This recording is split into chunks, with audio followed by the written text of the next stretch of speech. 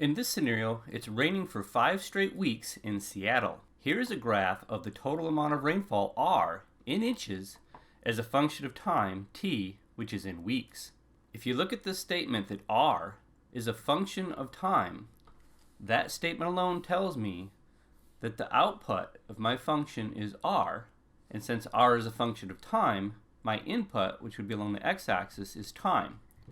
It also says that R is the rainfall in inches, and it's a function of time, which is in weeks. The story goes on to say that during the first 3 weeks, that would be this time period right here, for these 3 weeks, the rate of rainfall is 5 inches per week. And you can see that in the graph. If you look at this as our starting point, the graph goes up 5 inches for every 1 week. And it does that for 3 straight weeks. Here it goes up 5 again, 5 inches over a 1 week period. And then finally, one last time, it goes up 5 inches over a 1 week period. Then the rate changes, and that's what makes this what's called a piecewise function. Because during the next 2 weeks, it says that it slows down to 3 inches per week of rain.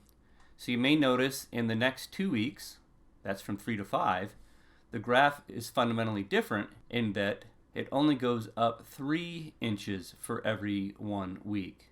1, 2, 3 inches over a 1 week period.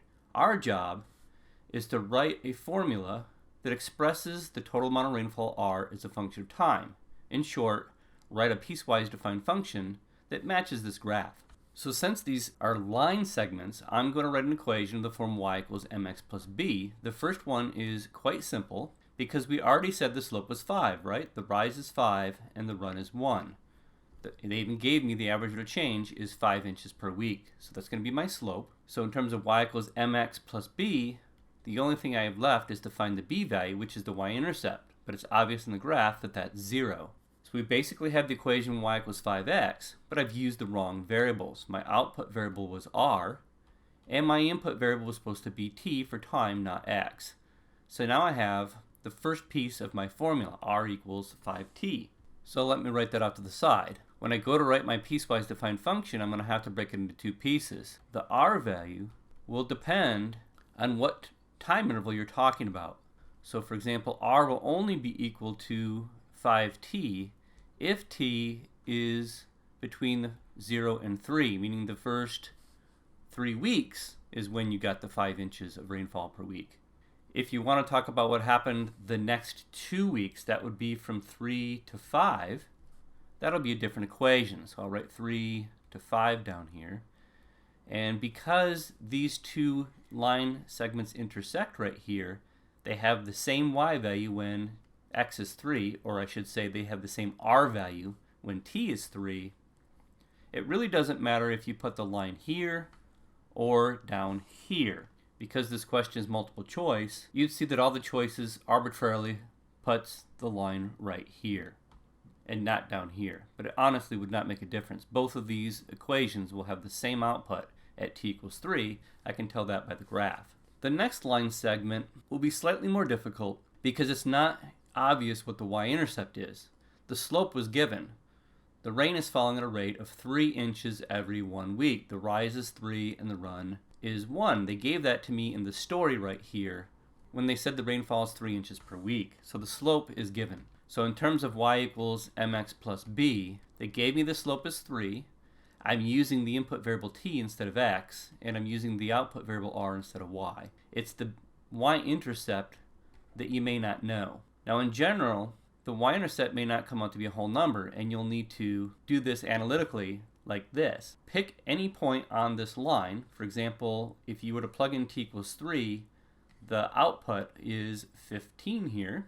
So if I replace t with 3, I can replace r with 15. Replacing r with 15 and t with 3, I can now find the value of b. 3 times 3 is 9. To solve for b, I'll subtract the 9 over, and I'll get a b value of 6. So now I know that in this equation, I can replace b right here with 6. And when I do that, I get r is 3t plus 6. Now because the story was so carefully designed, an alternative way to find the y-intercept would be just to extend this line and see where it hits the y-axis. If you don't have something straight to line it up accurately, what you can do is use the slope and work backwards. I know every time the graph goes up 3, it goes to the right 1, but you also could move backwards on the line. If you thought of this as your starting point and that is your ending point, you could argue every time you go left 1, the graph goes down 3. And I'm only talking about this line segment here, ignoring the first part. So I'm going to go left 1, down 3, left 1, down 3, and then finally if I go left 1 and down 3, you see you get a y value of 6. So again, this is necessary if the numbers don't come out nicely. But since this problem came out where the y-intercept was a whole number, you could actually use the graph and work backwards to figure out the y-intercept. All of that just to say that this piece of the equation right here will be 3t plus 6. So here's my piecewise defined function, and since this was multiple choice, it would just be a matter of picking the right choice. You may notice that choice B matches my answer.